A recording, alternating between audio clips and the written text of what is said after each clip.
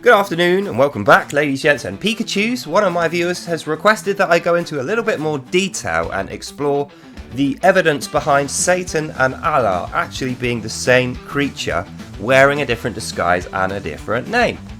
So first of all, I thought, this will be a juicy one, because I have all these notes. I have 6 months of copious notes. I have a big stack of books that I've written, like this one, out of notes. But then I thought, hang on a minute, rather than me go through my notes, why don't we just go through what Allah considers to be the work of Satan? Because as we know, in the Quran of the Muslims, the Allah Arabic version, which is not edited or changed in any way, this is directly what Muhammad has attributed as the words of Allah.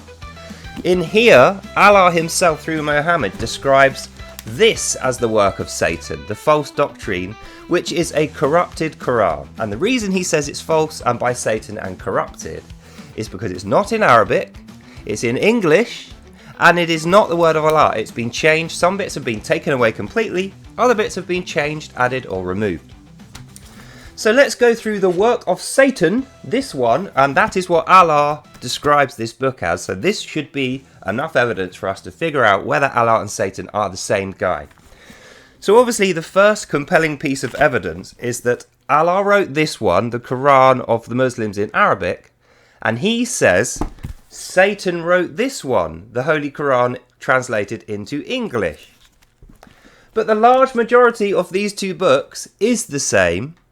The only bits which differ are romanticized language, and some parts have been taken out of this that describe the Holy Jihad, the end times genocidal prophecy, and most of the stuff relating to the direct racist and genocidal tendencies that Allah commands his Muslims to have, and also some treatment of women. Like in this one, it says you should beat your wives and starve them if they don't obey you until they return to their surrender. Whereas in this one, it just says, just discipline them lightly, admonish them, but you're their protector, you're caring, you're the caretakers for them, which definitely has no mention of that in here. So Allah's word, Satan's word, let's compare. Page 1, Al-Fatiha, the opening chapter, verse number 1. In the name of Allah, most gracious, most merciful. There's a clue straight away there. Compare that to the Torah, where God's opening book, Genesis, isn't about God. It's about the creation of God. God is so loving and pleased with his creation. He wants to exalt his creation to us when we're finally created. So the whole book of Genesis, it only says a few words of God describing himself after he's made Adam and Eve. And he's telling Adam and Eve about himself as their father. Because remember, he doesn't have to introduce himself. He creates Adam in the palm of his hand, blows the breath of life into Adam. Thusly, he becomes an intelligent, conscious creature made in the image of God. And then he says, Adam, you and your wife who I've created, Eve, are to be equal partners in marriage, so you'll share each other's burdens and joys. I've given you all the food and water and safety and fun you will ever need in this Garden of Eden, which is created specifically for you to live in. That was God's plan for us all to live in Eden. And he says, but to make you perfect and sinless and innocent, I had to pull all the evil stuff out of you when I created you, and I did that. And for safekeeping, I put it in that tree over there, the knowledge of good and evil, which must exist for free will to be a thing. That's the reason the good and evil tree exists.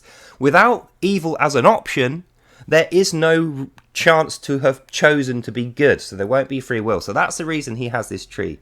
But he says to Adam, don't eat from it, it's bad. Okay? So that's how we know of God. God is great, God is merciful, God is gracious. Because of his actions. He doesn't tell us that. We know from his actions that he's those things. But Allah doesn't do any of those things. The first thing Allah says is, in the name of Allah himself, most gracious, most merciful. So he's already showing arrogance, which is one of the 7 deadly sins. He's showing arrogance, and he's also showing envy, because he's not just gracious and merciful. He's the most gracious, the most merciful and gracious. He's better than those other ones, which, by the way, don't exist, and I will kill you if you believe in. That's what Allah says in his book. Or rather, Satan, sorry, not Allah, because this is the work of Satan, isn't it? Yes, says Allah. So that's verse 1. Verse 2. Praise be to Allah, the cherisher and sustainer of the worlds. So again, he starts off by saying, praise to Allah, me, praise me. God never does that. God never says, get down on your knees and praise me. The reason God receives praise is it's reciprocal. He loves his creatures. When Adam and Eve are created, they don't have to find food or water, shelter or joy, or companionship, or even love of God. They have all of that. They're born into it. And God says, I love you. You're going to be sinless, innocent creatures with free will. I'm not forcing you to be this. I'm not slaving you to be that. I'm giving you everything that I've created. It's all made for you to have a happy life. I'm here with you. I'll even make you Eve so that you're not lonely. And Eve and Adam are now equal. He specifically says, I've created you as equal partners in marriage, i.e. you won't have 10 wives, you'll have each other, and then you can have children. And then he doesn't say that he's the cherisher and the sustainer of worlds in words. He makes it clear through his actions that he loves his creations and the world they're in, and he really does cherish them, and that's why he sustains them with the flowing rivers, the constant fruit, and his love and grace. But Allah doesn't do any of that stuff. Satan, because this is a work of Satan. I keep forgetting that. Work of Satan, green. Work of Allah, red. Even though there's the same book with different parts changed or removed. He says, praise be to Allah. Me, praise me. I am the cherisher and sustainer of the worlds. And the unsaid implication is not that guy who I'm later going to say, I'll kill you if you worship. Then we move to line 3. Most gracious, most merciful. And he's repeating himself. He said that in the first line. The first line was in the name of Allah, most gracious, most merciful. Then line 3 is most gracious, most merciful. So Allah's like giving himself a little bit too much of this, I feel, because he's repeating himself and saying, I'm the most gracious, I'm the most merciful. Whoever else you know, I'm more gracious and merciful than them. He sounds like Donald Trump, when Donald Trump was going, you've never met anyone with the solemnity and humbleness that I have. I'm the most humble guy on earth. I'm the most humble guy. That was what Trump said in his 2015 interview, which I thought was hilarious. That's what Satan, who wrote this, is now saying of himself, only it's actually him talking about Allah. So why would, if Satan has written this, like Allah has claimed, why would Satan be repetitively telling you, the reader, I am, as in Allah, I am the most gracious, the most merciful, I am the cherisher and sustainer of worlds. This is Satan's book, according to Allah. So why would Satan be saying all these lovely complimentary things about Allah, at the same time saying that other guy who doesn't exist, I'm better than him? Envy, arrogance, no humility, doesn't care about his creatures, hasn't even mentioned them. Then we move on to verse 4. Master of the day of judgment is, O Allah, Lord of all things. So the day of judgment is the day at the end of time when the Muslims have killed off everyone who's not a Muslim, who, remember, they were born of evil souls, and the reason why they were born of evil souls is because Allah knew when he created them, this one's not going to be obedient to me. He's going to worship other gods. He's not going to 100% serve me and worship me. Allah in his book says that. And also Satan says that in here. So the master of the day of judgment means I'm going to be the one to chop all the heads off the souls. Once the humans have killed themselves and then they've arrived in my evil fire, I'm going to be there to chop the heads off their souls and do away with them completely. Snuff them out in soul. Says Allah in the words of Satan. Like, keep in mind, this is Allah speaking in the words of Satan, according to Allah in his Arabic Quran, which is Allah's 100% accurate word, which cannot be changed, divinely inspired, perfectly preserved, written by Muhammad. Then we go to verse 5. Thee do we worship, and thine's aid do we seek. So now it's Allah's angels talking, because humans didn't write this according to Allah. It was all written and inspired divinely, which means through Allah and his angels. So Allah's angels are saying, thee do we worship, Allah we worship you. Even his angels have to worship him. And thine's aid do we seek. So whenever they need to do something, they need his help, his aid, otherwise they can't do anything. Again, Satan is depicting Allah as this kind of slave driver guy who enables you only when you ask him to help you to do anything in life. Seeking aid in anything has to be done through Allah, otherwise it won't work. And then we reach the most important and interesting line of Al-Fatiha, the opening chapter, number 7. The way on those upon whom he has bestowed thy grace, those whose portion is not wrath. Those ones have gone astray. And what he's saying here is the way of those on whom thou hast bestowed thy grace, Allah has bestowed thy grace upon the ones who follow those other 6 lines. So if you think the name is Allah, most gracious, most merciful, and you praise him and you say he's the most gracious and merciful again, you recognize that that end day is going to happen when he kills all the non-believers and he's the master of that day, and you seek his worship and you seek his aid and you let him show you the straight way. So Allah is the one that shows you the straight way. Anything else is bent, i.e. you're an infidel if you don't do this. If you do all of that stuff, and you will be doing this because he preordained it, he wrote your path from birth to death, then you're a good Muslim and he'll love you and you'll be obeying him. If not, your portion will be wrath and you have gone astray. And what that means, wrath, if your portion is wrath, as we find out later in the book, that means you'll be punished in life. Then you'll be killed horribly, grave tortured, and go to hell and burn forever. And Allah personally, along with his angels, but mostly Allah himself, will torture you, then you'll die. Then you'll go to hell, torture forever, then you'll die again. That's what he's talking about here. So his Muslims get thy grace because they're obedient. They're not getting it because he loves them. They're getting it because they have traded obedience and slavery of them for not having wrath. And that means everyone else who was born with evil souls, i.e. Christians, Jews, atheists, polytheists, agnostics, everyone else who's not a faithful Muslim, who doesn't 100% obey Allah in this book are told, well, you've gone astray and you'll be punished with death because you're an infidel. And that's the end of Al-Fatiha, the opening surah. So it's only 7 lines, which is why I didn't make a whole video of it before. But I suppose I have now with this one. So then we go on to Surah 2, Al-Baqarah, the longest surah and the most important surah according to this. It says so there. And we start with the first verse, which is, all praise to Allah and his messenger. So even though we just spent 7 lines going, oh Allah, you're so great, we need you, we're going to worship you, otherwise we get wrath and we'll die. Another sign of Satan, because God doesn't say that.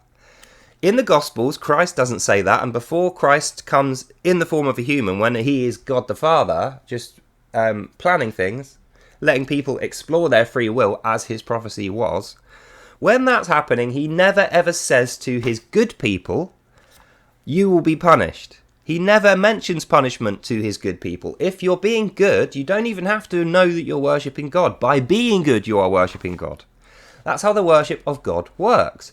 Worship of God isn't saying, oh, I 100% obey you and I'm never going to do anything you didn't tell me to do. No, worshipping God means expressing your will, your personality, your uniqueness and your freedom in such a way that's good for you, good for your neighbours, good for your family and good for everyone.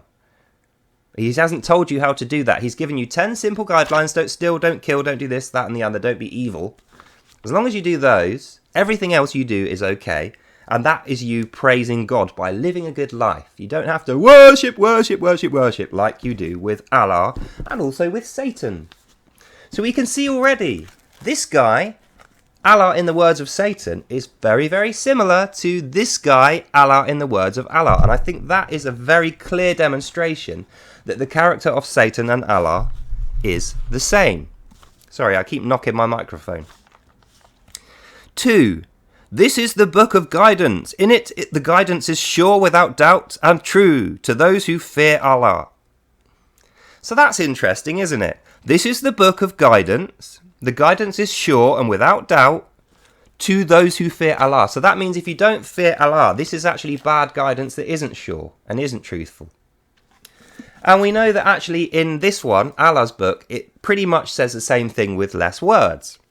So what we can tell from this is this book is an instruction guide for you, O Muslim, to follow Allah's preordained life that he has set for you. And if you go a single word outside of this, which by the way is written by Satan, because this is actually the one written in Arabic, this is Allah's word, but they're both similar at this point. Allah is telling you here in line 2, without this guidance and without fearing Allah and without worshipping and obeying 100% of both of these books, actually, which is impossible, but we'll get to that. Without doing that, you are an infidel, and you will burn in hell, and you will be punished for using your free will and expressing it. You're not allowed to do that. And that's another reason why we know this guy Satan is very bad, even though he's heralding this guy Allah, and they're both saying the same thing at this point. The thing they're saying is so important that you know. They're saying your free will is evil. They are saying without this book, and also this book, the combined testimony of Allah and also Satan, because remember, Allah said Satan wrote this one. Without the combined works of Allah plus Satan, you will not be treading the straight path. You'll be an infidel who's evil, whose works are bad. And by the way, the reason this is happening to you, as we know from here, Allah created you with an evil soul. Everything you do in life is always going to be bad as a result of that evil soul and your predetermined path. And what is more, if you try to get away from this or correct this or change your mind, Allah's going to see this as a great disobedience, and he's going to mind control you using Allah disease, which we'll get to in this page. And he'll greatly increase your mind control disease so that you have no chance, and he'll use that to push you back towards your preordained path of sin so that you can be killed by the faithful Muslims who have his mercy, because your portion is wrath. 3. We who believe in the unseen are steadfast in our prayers to Allah and spend out of them what he has provided. So this is a little bit less angry and wrathy. But what he's saying is, those who have no fear, carrying on from verse 2, those who believe in the unseen, who will have no fear, who do absolutely everything Allah tells them, and are steadfast in prayer. So now he's adding the bit about prayer. So not only have you got to obey him, love him, only worship him, do everything he tells you in both his books from Allah and Satan. Also, you have to be steadfast in prayer, which means 5 times a day or more. You have to get up, put your face on the floor and go, and do all that stuff. And spend out of what we have provided for you. So what that means is when you're going into your day, you don't come in any other spirit. You're not allowed to come in the spirit of Christ. You're not allowed to do your own thing. Everything you do, your works in life, you have to spend out of what Allah has provided you. And what he has provided you is this, the testament and the word of Allah in Arabic mainly, but also this one, the testament and works of Satan in the words of Allah. Remember, Allah was the one that told us this book is by Satan, even though it's about this guy, and it's pretty much the same. So then he goes on, I won't read you word for word everything, because he goes on more about how if you reject faith, you're the same as an infidel, and you won't believe anything. And by the way, infidels, this is an important bit, in line 7, Allah hath set a seal on their hearts and on their hearing, and on their eyes is a veil. Great chastisement they will incur. They are deaf, dumb, and blind. They have no wisdom. That's line 7. And it's very odd, because line 7 in here is a very short one. And if I remember correctly, in fact, you know what, I'm going to check. What does line 7 say in Al-Baqarah? Line 7 says, Muslims must despise he who does not believe in the Islamic faith and send them to the fires of hell. Muslims shall be nice to one another. That's the real line 7 in Allah's word, which basically says be horrible to non-Muslims and treat them badly and try and upset them and ruin their life and their works, but be nice to other Muslims. Whereas line 7 in the works of Satan is completely different. Allah hath set a seal on their hearts and on their hearing, and on their eyes is a veil. Great chastisement they will incur. They are deaf, dumb, and blind. They have no wisdom. So what that is saying is, Allah has done this to them. Allah is the one who is blinding their senses, controlling their mind, making sure the only thing they can see, the only path he is lighting for them is one of evil and sin. And while they're walking the path he has forced them down, he's laughing at them saying, you're deaf, dumb and blind and stupid, you have no wisdom at all. He's torturing them. That's what line 7 says. Allah, in the words of Satan, through his works, which is this book, he is torturing the non-believers even at this point. Page 1. Nothing has happened. They haven't done anything. They've been born evil through Allah making them, according to Allah. They're walking a path of sin because of Allah. Satan is behind them, laughing at them, calling them deaf, dumb and blind, mind controlling them and saying, you have no wisdom, you are deaf, dumb and blind, you will incur more of Allah's wrath because I am controlling you. So that's a huge evidence for me that Allah and Satan are either working together, as I thought, in a split personality setup, or they're actually just one guy wearing two disguises, which would tally with Allah's description of himself. Allah is the greatest of all deceivers. He is the master tricker of trickers. And that is what he says in his own words in here, at the end of Al-Baqarah, and again in Al-Imran. Then he describes Allah disease a few lines later. We go to verse 10. In their hearts is a grave disease, and Allah has increased their disease, and a grievous chastisement will be theirs. They will incur his wrath because they are lying to themselves. So, how could you be lying to yourself? If you were doing something and you thought it was good, but it was actually bad, that would be you lying to yourself, wouldn't it? Because you can't physically lie to yourself. Like, I can't lie to myself because I'm me. I can see me telling that lie and I know me. So I can compare the two. So the only way you can lie to yourself is if you are under Allah's disease of mind control and he has blinded all your senses and you're walking the path of sin he has preordained for you. That's what he's talking about here. In their hearts is a grave disease, which we're going to now call Allah disease because it isn't given a name. And Allah has increased their disease, and it is grievous. The chastisement they will incur because they lied to themselves is not only the disease, but the punishment they're going to get for walking the sinful path. So that is evil. And this is also in the book of Allah. So Allah and Satan both agree on this Allah disease, chastising people who are completely blind, unaware they're walking the sinful path, have no option to not walk it, and are even being mind controlled into it by Allah. And also Satan, if we believe this book as well, which is the work of Satan according to Allah. So even though we've only gone through one page, 8 lines, we've already had 8 or 9 or actually 10 different examples of Allah causing sin in the humans, saying that his Muslims are going to be the only people who receive his mercy and his grace and love, and only if they obey him. It's not without condition. He only loves them once they have done the work for him of obeying and worshipping, and they carry on worshipping him 5 times a day or more. They obey everything he says, and they have to attack the non-believers all of the time. If they don't do those things, he doesn't love them. Satan's work says as much, but he attributes it to Allah.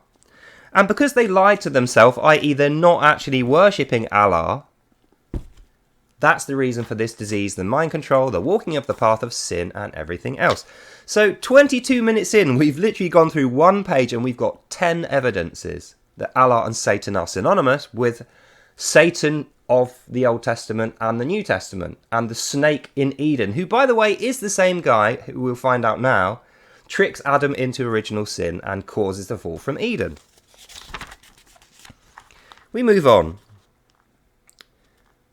So we get to verse 19, where Allah has gone through, he's talking to his angels now, he's going through more reasons why the non-believers are bad. They'll have disease, they'll have curses, we'll kill them, we'll harass them, they'll have terrible, unlucky lives, they'll not have, their wives will be disloyal.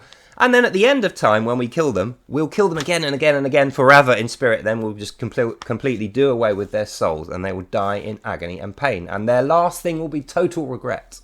That's what we do up until verse 19. Oh yeah, and 18 repeats the deaf, dumb and blind, they will not return to the path bit, about how even though Allah preordains everything, and they're walking the path because he's deaf, dumb and blinded them and mind controlled them, they will not return to the path, suggesting they do actually have free will, but he's removing their vision so they can't see that. Which is what Allah describes in here as obedience. So get that, Allah calls it obedience, Satan calls it stupidity in the Qurans, English and Arabic. So anyway, we get to verse 19. Or another similitude, which is like him saying another similar thing, which is the same as what I've been telling you to prove that it's true. Another similitude is that of a rain-laden cloud from the sky. In it are zones of darkness and thunder and lightning. They press their fingers to their ears to keep out the stunning thunderclap, that while they are in terror. But Allah is ever round the rejectors of the faith. So, a bit of a longer verse now. We're getting into the meat and gravy of Satan's testimony about Allah. What does Satan have to say now? Well, he says, or in another way, a roundabout way, He's repeating the previous verse. Life is like a rain-laden cloud in the sky. What that means is, even though life is all good for Muslims who are obedient and punish non-believers and obey only Allah and worship him all the time, life is like a rain-laden cloud. It has dark bits, it has light bits. If you're at the edge of it, you'll be dry and you won't be rained on. But if you're under the dark bit, you'll probably be rained on. And not only that, there is thunder and lightning that comes out of it. So even though Allah has preordained everything, you're going to get struck by lightning and you're going to be terrified with claps of thunder. And the reason this is going to be happening is so that you, and I quote, press your fingers in your ears to keep out the stunning terror of death, because Allah is ever round the rejectors of the faith. So Allah is saying this to both non-believers and faithful Muslims. And the reason he's saying this, he's saying, if you ever dare stop obeying and worshipping me, I'll treat you like we're treating those non-believers. I will terrify you so much that you put your fingers in your ears and hide, because Allah is ever round the rejectors of faith. So he's badgering them constantly, grievously. He's ever there. And the reason is to make sure they don't reject his faith, despite that he said he preordained it and that he was going to show them love and mercy. This is an abusive relationship if Allah's showing love and mercy by constantly punishing you and making sure you do what you're told. But that's what we see here in the words of Satan attributed to Allah, and it's also in here. Now we're going to fly forward a little bit to the Adam story, because this video is getting a wee bit long. And we're going to hear about what he says to Adam. So, Adam and Eve are in the Garden of Eden. It's already created. Allah doesn't describe him creating it until much later in the book, when he realizes, oh yeah, I'm going to look bad here because I didn't. So then he goes back in time and describes it later. But right now we haven't got to that bit. We're on page 9, verse 33. And he said, O Adam, tell me their names. When he had told the names of everything, Allah said, congratulations to me. Did I not tell you that I knew the secrets of earth and heaven, and I knew what everyone's heart will reveal and also conceal? So, what's happened here? He met Adam. He surrounded Adam with his angels. He said, Adam, you're not as great as you think you are. You're kind of stupid, and we're going to bully you. That's why we've surrounded you, Allah and his angels. We're not of God. We're being horrible to you. That's how you know. We're in Eden being horrible to people. We're in Eden, by the way, which is a paradise garden of heaven up in the sky, which was already created, which Allah has found his way into with his angels. So that suggests that Allah was already in there as Satan, as a powerful angel. That's how he started life, because remember, God made Satan originally to be good and to be the leader of the angels and to help humanity. But Satan didn't want to bow to humanity. He rebelled and he took a third of the angels with him and got booted out along with Adam and Eve. That's what happens in the Torah. But it's slightly different here in line 33. Allah says, O Adam, tell me their names, as in repeat the hidden knowledge that I've taught you, the secrets of heaven and earth, which I have gained through eating the tree and then taught to you in rebellion of God, and I've made you rebel because God told you not to do that and you'll die now. Repeat these things to me. I want to know for sure you're definitely in rebellion. You're not just telling me this. I want to know that you have definitely learned these hidden secrets. It's very important to me and my plan that you, Adam, have learned all these hidden secrets that God told you not to know. Otherwise, you're not going to be rebelling against him. That's what this means. And then he says, Adam, tell me their names. When he had told them their names, Allah said, did I not tell you I knew the secrets of heaven and earth, that I knew everything and I will reveal what is to be revealed and I know what is concealed? So Allah, in the words of Satan, is now rejoicing. Yeah, I've beaten Adam. Adam's such a dumb creature. No longer is he a child of God who is sinless and innocent. I've now taught him the secrets of the good and evil tree without him having to even eat it. So Adam never eats the apple from the tree of good and evil. Satan does, and then tells him the things that he's learned while surrounding him with angels. So he's captive. He can't get away. He's doing this in Eden, the sinless, godly paradise. So yet more evidence. Why would you do this? If you were God, you'd made the good and evil tree and separated it so that Eden could be sinless and not have evil in it. And you've told everyone, just enjoy your lives, be fruitful and sinless and innocent and loving and joyful. You've got everything you need, food, water. No one's going to harm you. There's no creatures here to kill you. It's you. It's just for you. And I love you. That's what God says to Adam. And then along comes Allah and says, by the way, Adam, you don't really know a lot, do you? But if I teach you these hidden secrets of heaven and earth from this tree that I've eaten from, if I teach you these things, then you'll be able to escape me and my angels surrounding you, and we can traipse off and be better than everybody else. So we can see here in the words of Satan, and this is also in the words of Allah, pretty much the same.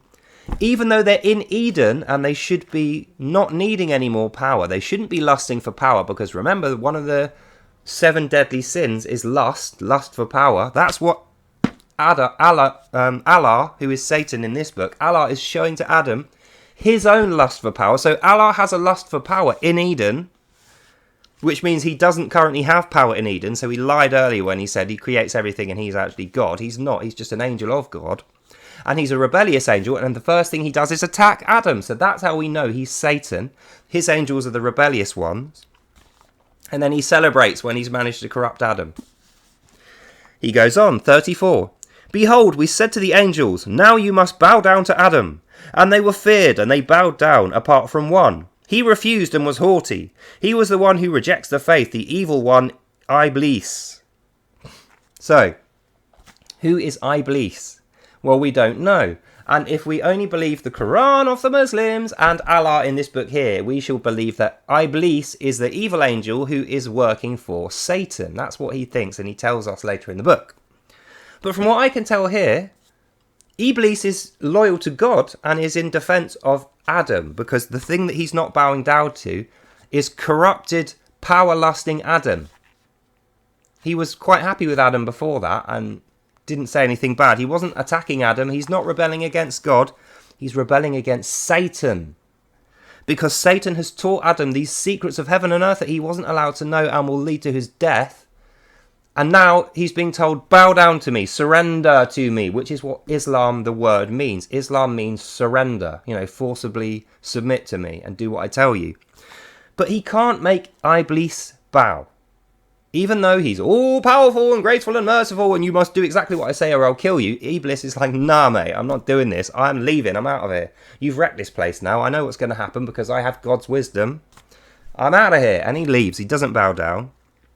But most of the other ones do, because they're in fear. They're not bowing down because they're not rejoicing about this. They're not like they were with God, reciprocal in his love. They're not worshipping him because he's earned it through actions.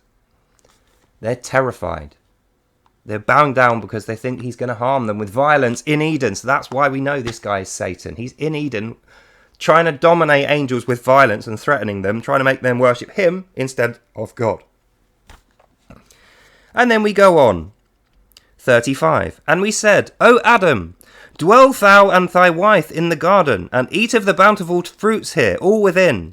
But approach not this tree, or you will run into harm and transgression. That doesn't describe which tree it is, but we're supposed to believe that the tree which he is saying, this is Iblis, by the way, even though you're supposed to think that it's Allah, it says, not so Iblis. Then it goes into the bit about, oh, Adam. So we know that it's actually Iblis that's saying this to Adam. Iblis, the bad angel that Allah doesn't like, who won't bow to Adam, Iblis is trying to reason with Adam, and he's saying, Adam, I know this guy's going to teach you bad things. He's already taught you bad things. It's too late for you. You've already sinned.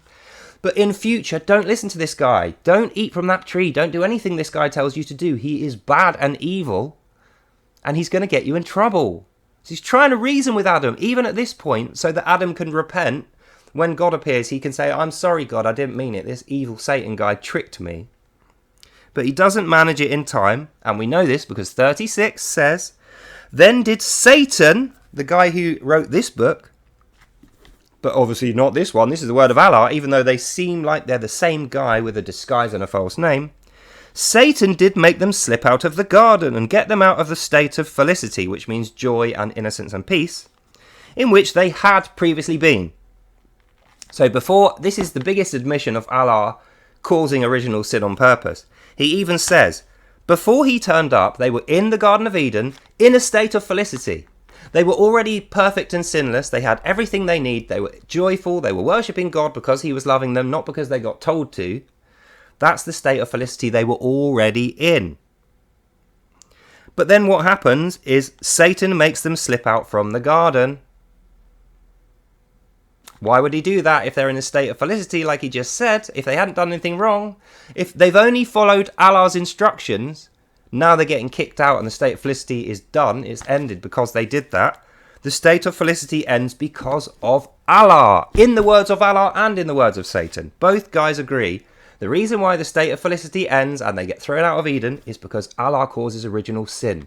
Now, if we read the Torah and the Gospels, Satan appears as a snake, a sneaky snake, and barters and causes original sin that way.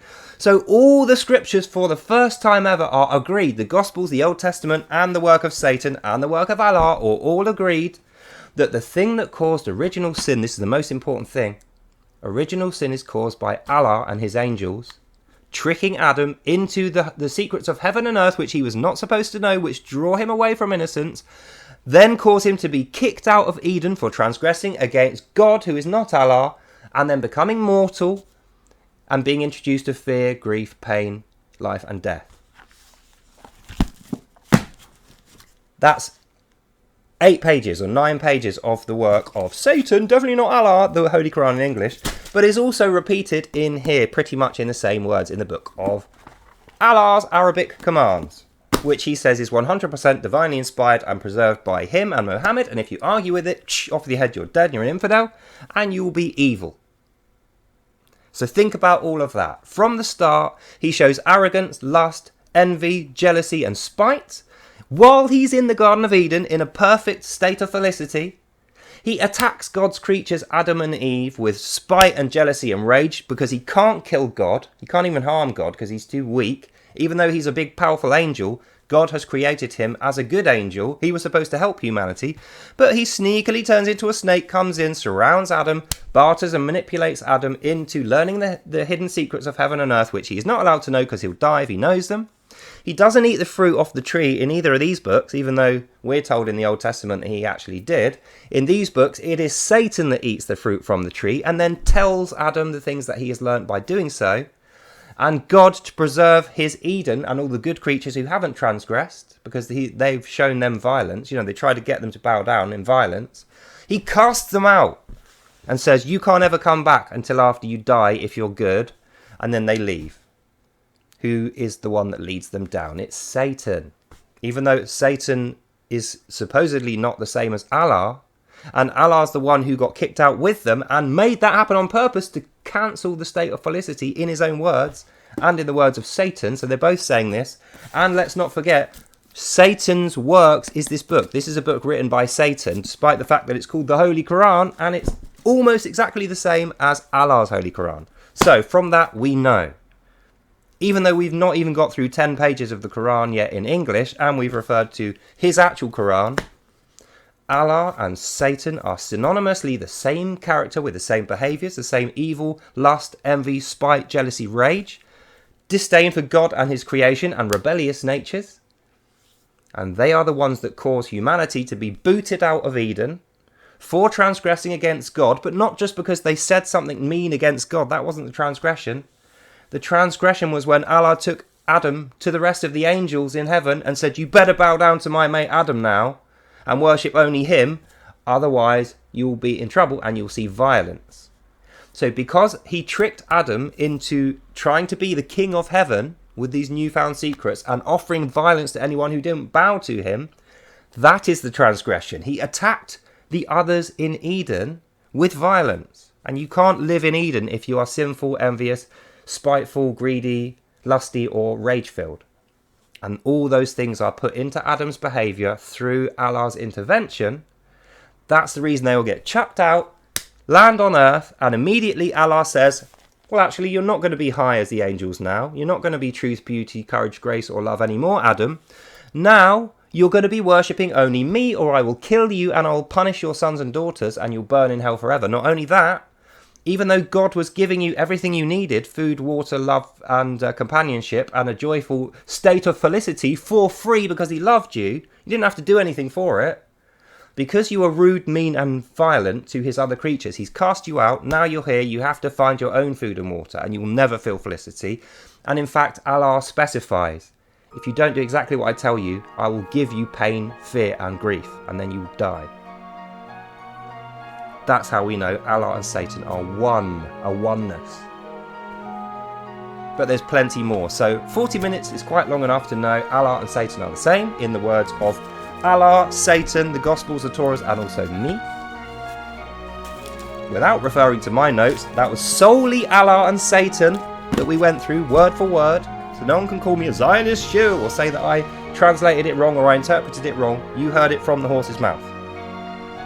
That's Allah being Satan. And that's the end of this video, so I hope you enjoyed that. You learned something, God bless you all, and I'll see you in the next one. Bye now. Well, I must say I'm really surprised. 40 minutes and we only got through like 10 pages. There's so much more evidence in this.